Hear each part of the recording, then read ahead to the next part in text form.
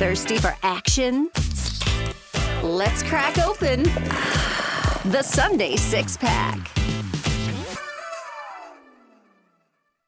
And, of course, the six-pack will include the Saturday games as well. That would be the Texans-Colts game, the Ravens-Steelers game. 65-60, you are up. For anyone that's new listening, welcome. And we get 2 points for our first two picks, 1 point for the third, 1 point for the total, which we do in the next segment, and a bonus point if we sweep, which Stuckey has done, a couple of times, right, this year, at least once. But you are up first. Where are you going? All right, I guess before we get started, let me quickly lay the land here of what goes on in Week 18. So here are the teams. There's 7 teams there's 6 teams that are winning in scenarios. Texans and Colts play each other. Bucs are at the Panthers. Jags are at the Titans. Packers home against the Bears. Bills at the Dolphins. Bills also could get in via wild card depending on what happens earlier in the weekend.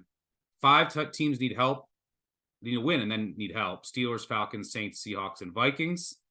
7 teams could potentially rest all their starters. We'll update you on all the news there. Eagles, 49ers, Rams, Lions, Ravens, Chiefs, and Browns.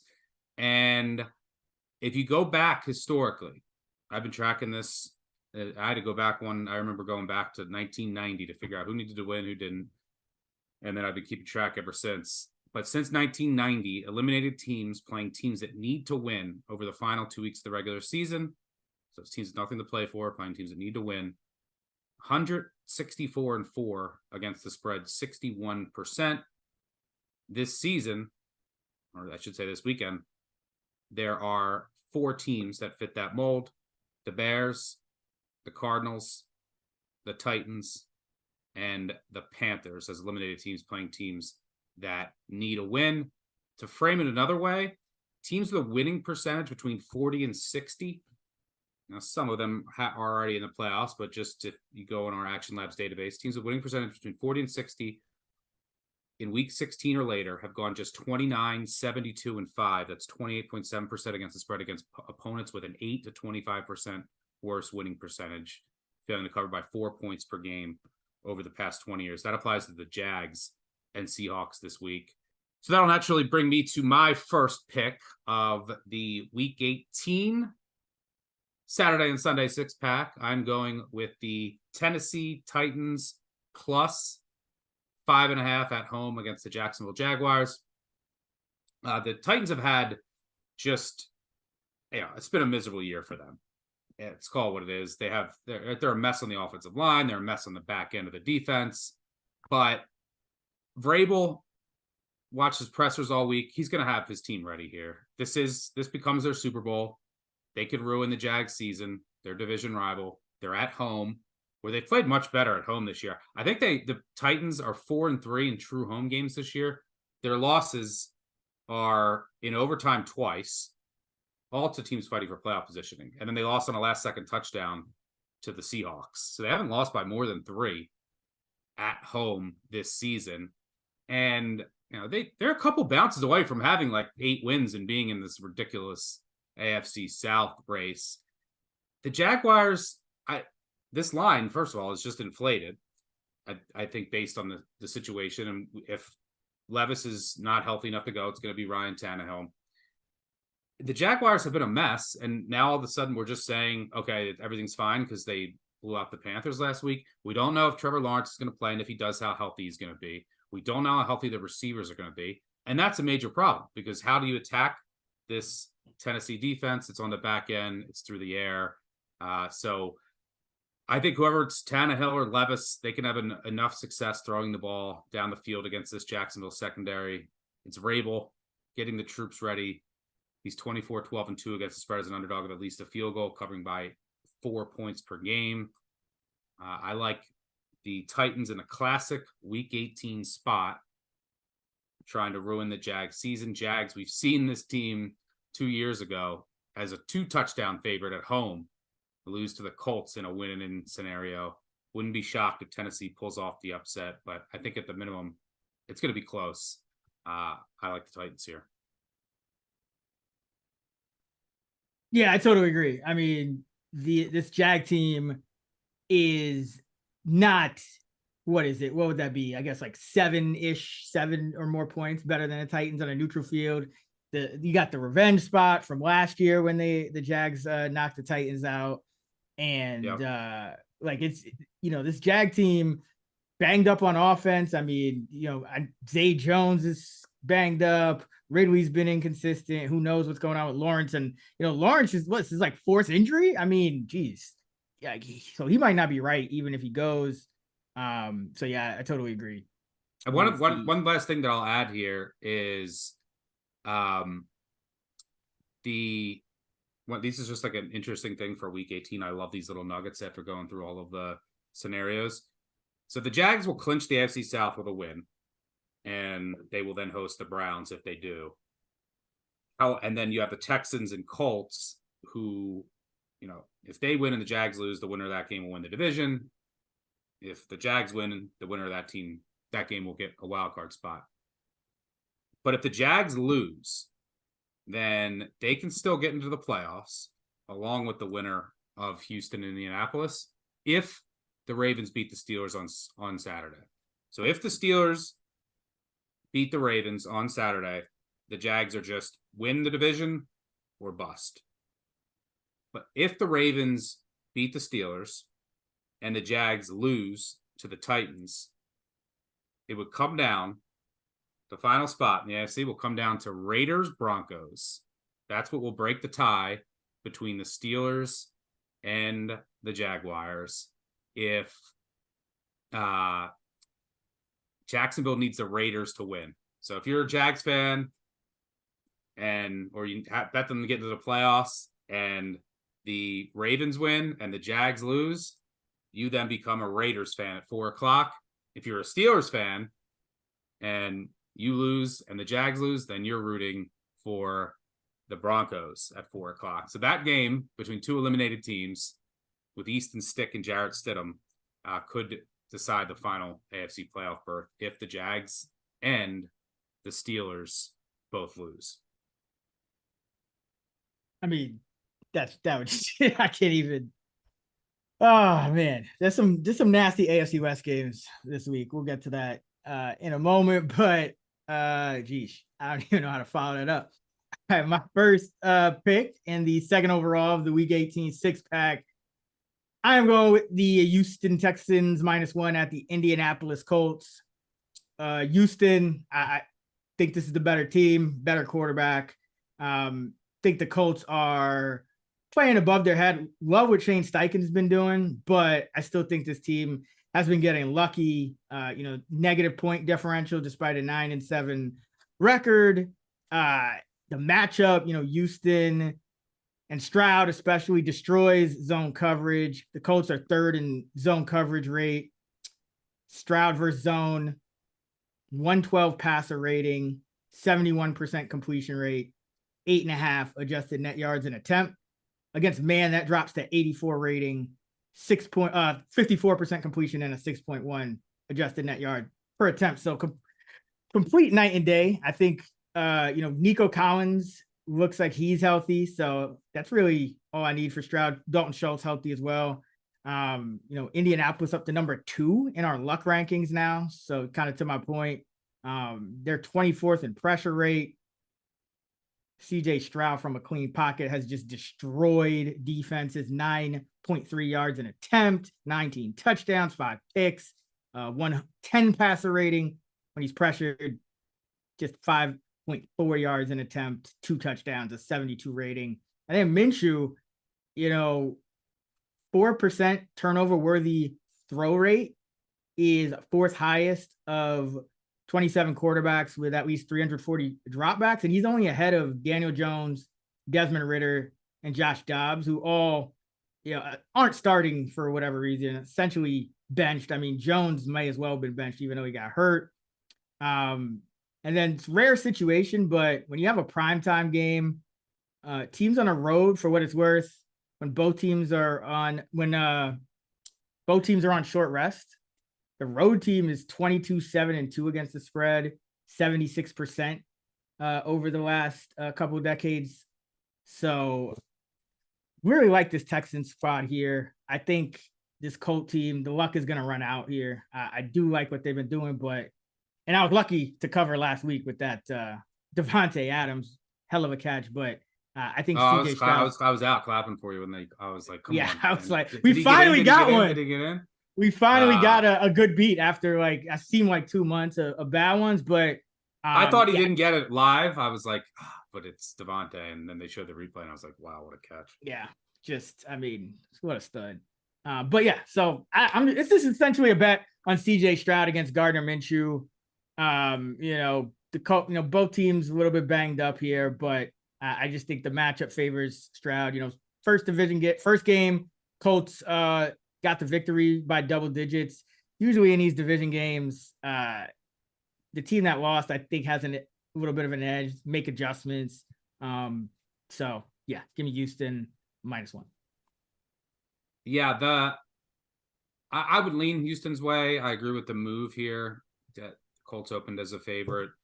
I think that this is going to come down to Stroud versus Minshew. Like, you have to attack this Houston defense through the air and downfield. And the Colts secondary is also vulnerable. And as you mentioned, it's favorable schematic matchup for Stroud. I think ultimately what the difference in this game is going to be is Minshew. One of the reasons the Colts have been lucky and we've been calling them a fraud is, their defense isn't that good. It's still Gardner Minshew. He's been getting away with a lot of turnover-worthy plays, has some mistakes still coming his way in all likelihood. So I think that's what decides this game. Minshew makes a key mistake or two. The only thing that would give me hesitation is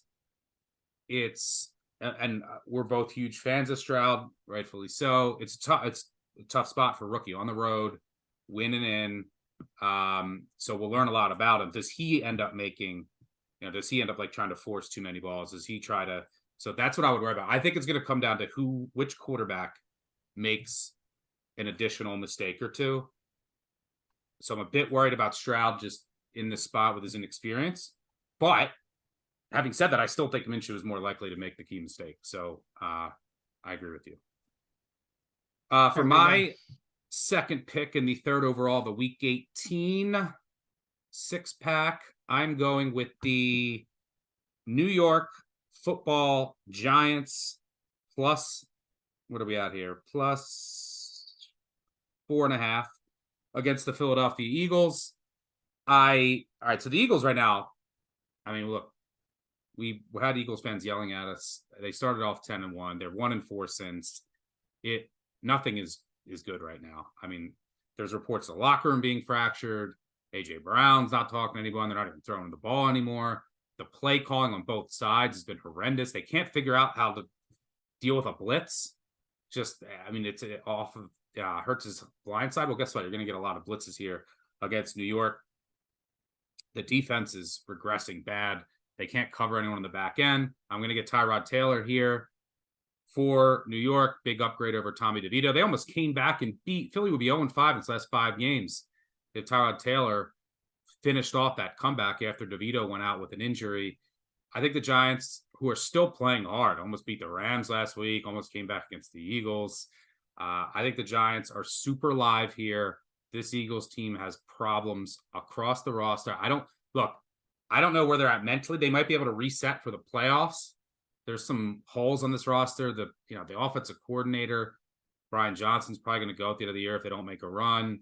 Matt Patricia, he's dropping Reddick into coverage the whole game against Arizona. I don't know what is going on there. The reports out of locker room are bad. And then you have the Week 18 variants here. Sirianni said early in the week is considering sitting the starters. I didn't think he'd do that. He said earlier this week he thinks they're all going to play. But, look, you need, in order for this game to matter, you need the Cowboys to lose as 2 touchdown favorites. And you need to win this game, and then you would win the division. But, so you could say, look, it's not worth the injury risk because there's going to be bad weather in this game, and it's on a turf that just eats up people consistently. So you might not say it before the game, although Sirianni said it's on the table. So you might not say, hey, let's rest anyone before the game. But if Dallas is up 14 in the third quarter Is there any reason to, one, play Hurts, two, have him run anywhere? Probably not. So you might pull some starters, worry about health once that game's in the bag, which could really open up the back door for New York. But even if that doesn't happen, the Eagles right now are just a mess. And Giants are playing hard. I like New York here with the points. Added bonus if all the starters, you have Devontae Smith is banged up. There's a couple guys that Slay. The Eagles aren't fully healthy either. So, and I think anyone that's dealing with a little injury, they might hold out, or they're definitely going to pull if the Cowboys do pull away. So just that extra potential only helps this bet, but I'd like it anyway. So give me the New York Football Giants at home against the Philadelphia Eagles for my second pick.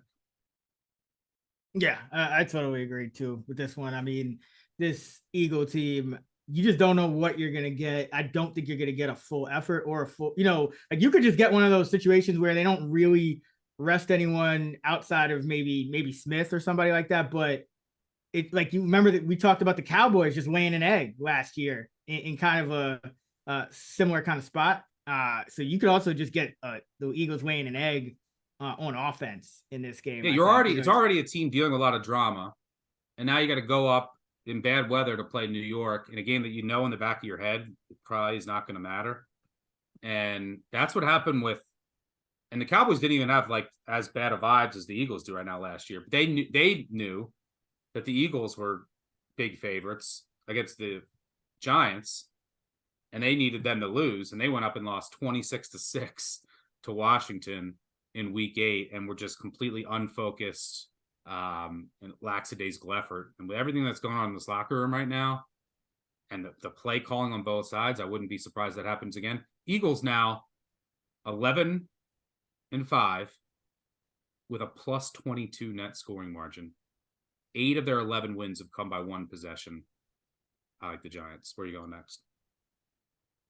For my second pick, the 4th overall of the week 18 6-pack, going with the Baltimore Ravens +3.5 at home against the Pittsburgh Steelers. And I just think this line has been overcorrected. And, with Lamar and all those guys healthy or playing, I should say, I would make this spread close to double digits. And I'm 10-8.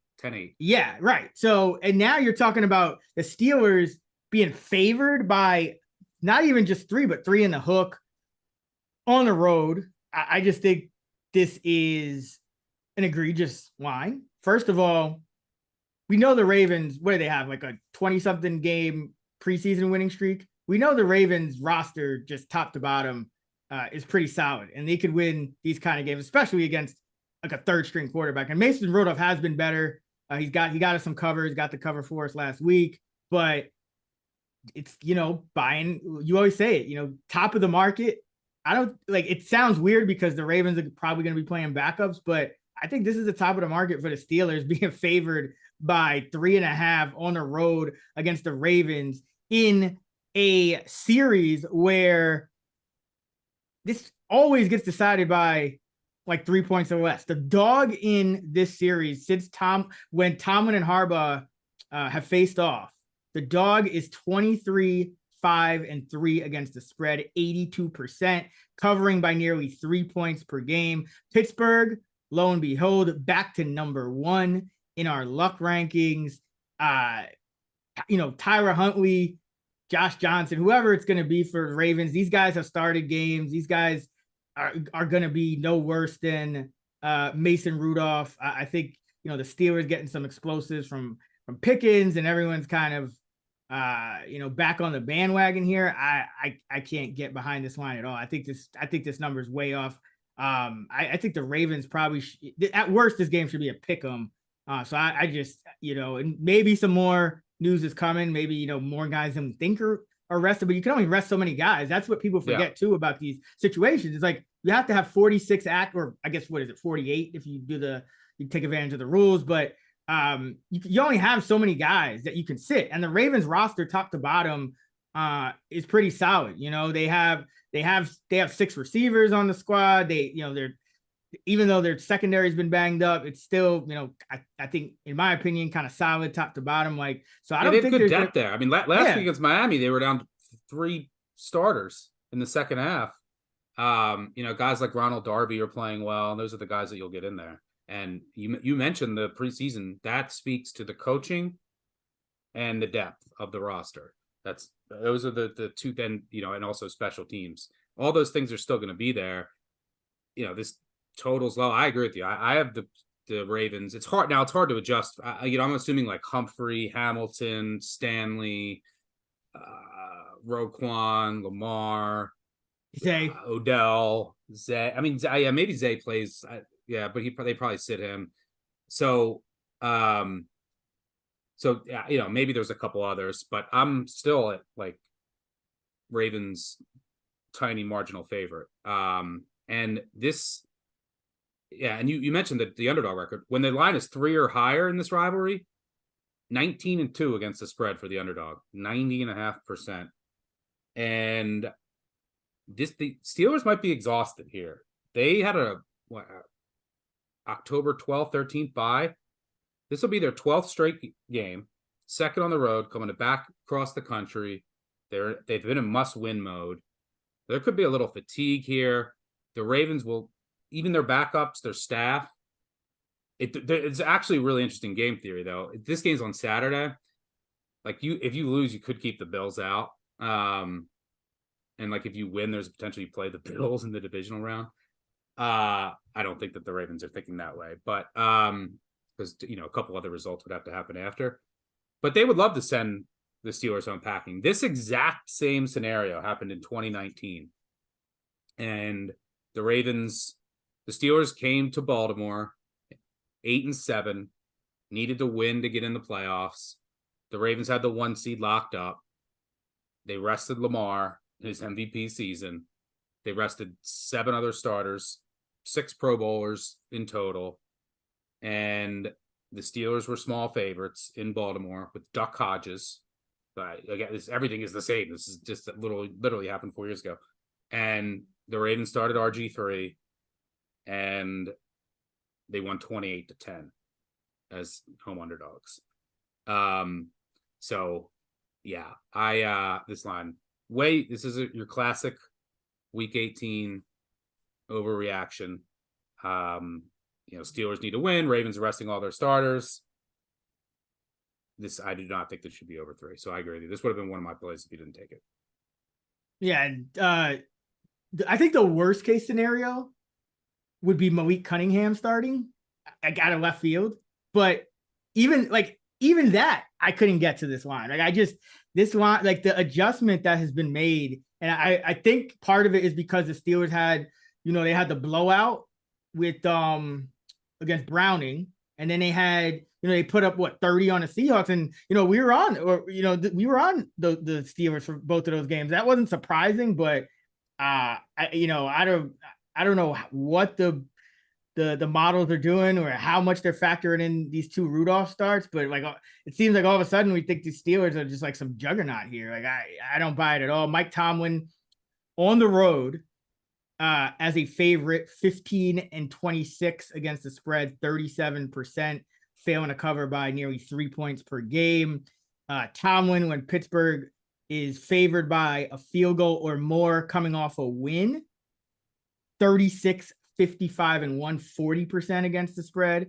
Tomlin, when Pittsburgh favored by 3 or more on the road coming off a win, 10, 24, and 1, 29%, failing to cover by 3.9 points per game. So you have this is like the letdown spot for the Steelers. Harbaugh 46-30-3, 61% against the spread as an underdog. Already mentioned Pittsburgh number 1 in luck. You know, if Ravens can play looser too, that can matter at home. The Steelers have all the pressure on them. You know, you could dial up a fun trick play, but you can just get fired. Like the Ravens defense can get fired up here, and the Steelers could get really tight and Rudolph can make a few key mistakes. So, yeah, I completely agree with you. Yeah, Rudolph, this is like, we've talked about this all year, right? And it doesn't work out every week. Obviously, it's betting. It's the NFL. You're going to lose 40, 50% of the time, depending how good you are, if not more. But when these backup second string, third string, subpar quarterbacks are favored, like that's the time you want to attack, and especially when that's usually when their expiration date is coming up. Yeah, and Rudolph, he's been playing well. I give him that. Only one turnover worthy play thus far, just like a 1% rate. But for his career, it's about almost 4 times as high in terms of his turnover worthy play rate. So in a division game, the coaching staff still knows these Steelers well. And you got it's a revenge spot too. It's a revenge spot too, by the way. The Steelers stole a victory from the Ravens and made it, even tougher for them. Probably had them playing, longer into the season than they wanted to. So, yeah. Now you have film. You have film too. That plays into this. I mean, Rudolph's played before, but not with this roster. So you have film to see what they're trying to do, and then defenses adjust, and that's usually when the expiration date comes up for these backups. But yeah, I like it. Steelers Reddit thread after this, book it. Fire Tomlin. We need to trade to get a quarterback, clean house. Everyone must go. The new OC must go. Who cares if they put up 30 points back to back? It was the defenses were trash. Yeah, like that. The narrative is going to shift so quick. But where are you going? Yeah, Tomlin's season's over. You got the 9 wins. He's good. Yep. Yeah. It's massive letdown spot for the Steelers. Massive. The real the AFC scenarios are so wild. The Bills could either be the 2 seed or out. Mm-hmm. The Dolphins could be the 2 seed or go to Kansas City. You could have the Bills and the Texans in there with, Josh Allen, CJ Stroud, or you could have Mason Rudolph and Gardner Minshew. So just the potential for these different matchups. You could have really good quarterbacks in there. You could have bad ones. You could have the Bills hosting the Colts as the 2 seed or out of the playoffs. All of that's obviously going to impact the Ravens too. So yeah, it's pretty wild. Some of the AFC scenarios, and a lot of them might come down to Sunday night. All right, for my third pick and the 5th overall of the Week 18 6-pack, I'm going with the Carolina Panthers plus 4.5 at home against the Tampa Bay Buccaneers. This goes back to earlier in the show. Another one of these spots, eliminated team at home, playing a team that needs to win to get in. And the Bucs, if they win this game, they win the division. So I think we're getting a bit of an inflated number here. And you mentioned the luck rankings. Bucs top 5, Panthers dead last in the NFL. I faded this Bucs team last week. I think that they're fraudulent. Baker Mayfield's played better than I expect him to this year, but he's still gotten away with a lot of throws. Mistakes are coming. He's sort of in that Minshew boat, and we saw him kind of crash back down to earth last week. Wouldn't be surprised to see a few key mistakes this week against a now healthy Carolina defense on the back end. Carolina's defense worst in the NFL against the run. I think they're 32nd DVOA. Well, Tampa Bay's rushing offense, nothing to write home about. I think they're 27th or 28th in that department. So that works well for Carolina. There was weather, I know, a couple weeks ago, but these two teams just met in Tampa. The line closed 3.5 on the road, and the Panthers covered. They lost by 3. It's the team that's covered 3 straight at home. It's been a joyless year for them. I expect them to come out here with a chance to ruin the Bucs season, finish the season on a high. They have no incentive to lose. Their draft pick's gone to the Bears. So all the pressure's on Tampa Bay here. This team has holes. Baker Mayfield regression season is here. And if you like fading certain coaches or quarterbacks as favorites, well, these are the two. Mayfield as a favorite of more than a field goal, 7-17-1 against the spread, 29%. Bowles, 6-14-2 against the spread, 30%. So I think Carolina's going to give Tampa Bay a run for its money right up until the bitter end. I actually think they pull off this upset. I think it's a good matchup and a good spot. And I think Carolina shows up here. Yeah, that would be the only thing that could bail out our Falcons future, right? If the Falcons would have to beat the Saints, and then the Bucs would have to lose to the Panthers, then the Falcons would win the division. So yeah, ridiculous. Yeah, that's the path for our Falcons future. We got a gift last week with the Cowboys future. Hopefully that holds up with the Cardinals beating the Eagles. And yeah, I think that there's a decent chance that the Falcons end up winning the NFC South. And wouldn't that be fitting? They would win the winner of the NFC South, which everyone clowned coming into the season, would finish with a below 500 record, as many predicted. So yeah, that's all that they need. Atlanta futures holders, Atlanta fans. The craziest to know, maybe if you're a Falcons fan, you're like, I don't even want to get in. If you have a future like us, you do. But the Falcons can either win the division, get the 4 seed, host a reeling Eagles team, or get the number 8 pick in the draft. Talk about differing paths. The 4 seed or the 8th pick in the draft. Yeah, I mean that would just be the nail in the coffin for the Eagles if they end up losing to. I guess they would play the NFC South regardless, right? Yep. So yeah, that would be unless they win and the Cowboys lose. Yeah, which possible, but unlikely. All right, for my third pick, the 6th overall, the Week 18 6-pack, going with the Minnesota Vikings plus 3.5 at the Detroit Lions. And the big thing here, Nick Mullins is starting again. And this is gambling. And Nick Mullins, when you bet on Nick Mullins, it is a gamble. But we had him a couple of weeks ago. I think it was plus 3.5, I think, at home. But this Lion team, they play early, and then the Cowboys and the Eagles play late.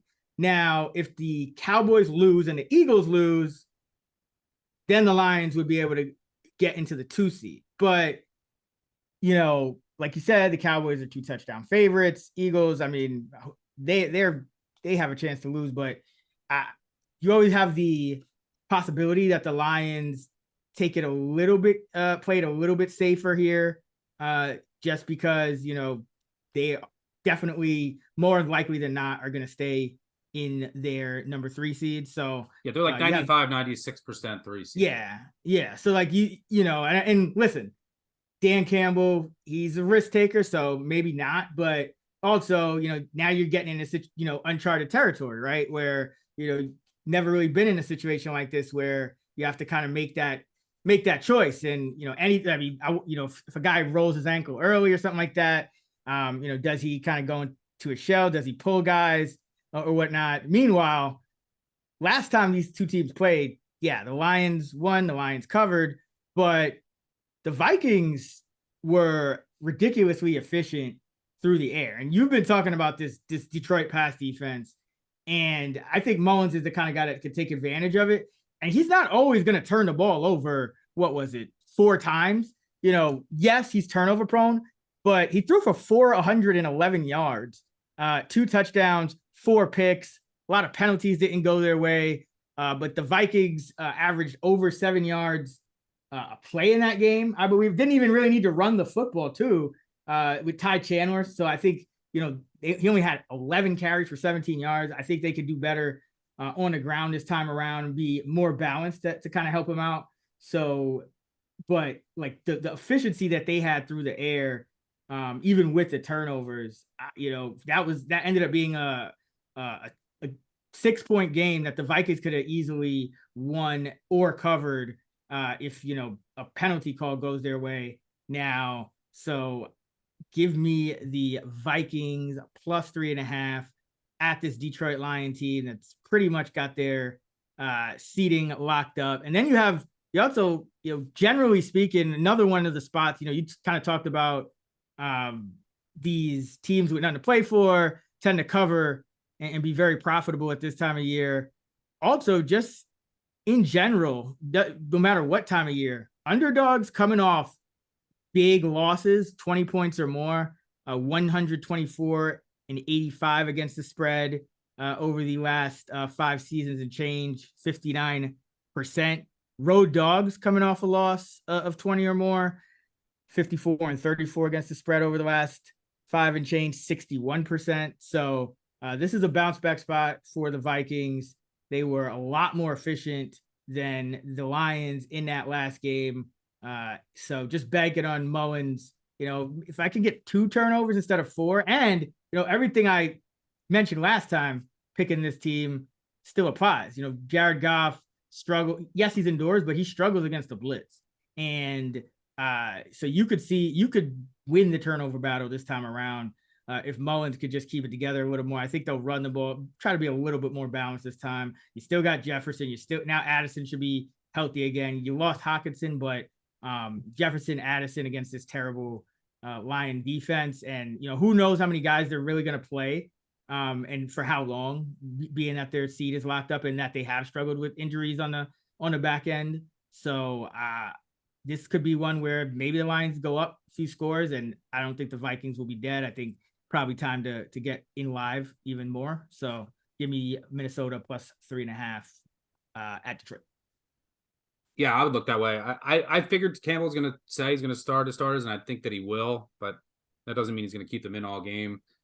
And it doesn't mean you're going to see their full arsenal on offense either. And, any guys that are dealing with anything, they might end up sitting out. The hope for Lions fans here is because, look, you're not winning a Super Bowl with Kendall Vildor starting at corner, Kirby Joseph, in there in coverage on the back end. The hope is you get a Lee McNeil back. So I'm sure they want to get him some reps. I think he'll be back this week or definitely for the playoffs. And then CJ Gardner-Johnson could provide a boost. So I'm sure they want to get them some reps, but they're coming back from injury. I don't think they'd play the whole game. But that's the hope of your Lions fan, that those two, some Lions fans, I don't know much the difference James Houston's going to make, but those two reinforcements, especially McNeil, he's really important up front. And CJ Gardner-Johnson, you could really use him on the back end. So that's the hope of your Lions fan. You got to hope there's no breeze anywhere and that your defense can take a slight step up once you get 2 key cogs back. But I like this. I'm not convinced that the Lions play everyone the entire game. For what it's worth, Vikings fans, bettors, in order for Minnesota to get into the playoffs, win, Packers loss, Seahawks loss, and either a Saints or Bucks loss. 3%. Hey, you're saying there's a chance. So that's going to do it for our Week 18 6-pack. Stuck has the Titans plus 5.5, the Giants plus 4.5, and the Panthers plus 4.5. I have the Texans -1, the Ravens plus 3.5, and the Vikings plus 3.5. So let's see. You got either Levis or Tannehill, Tyrod and Bryce Young. So Ty God's my guy this week. Ty God, yeah. Probably the best one. Yep. And I got Stroud, probably Tyler Huntley, and Nick Bowen. So I guess Stroud is he takes the cake, but pretty ugly. We're on some ugly quarterbacks. That's the way it should be in Week 18.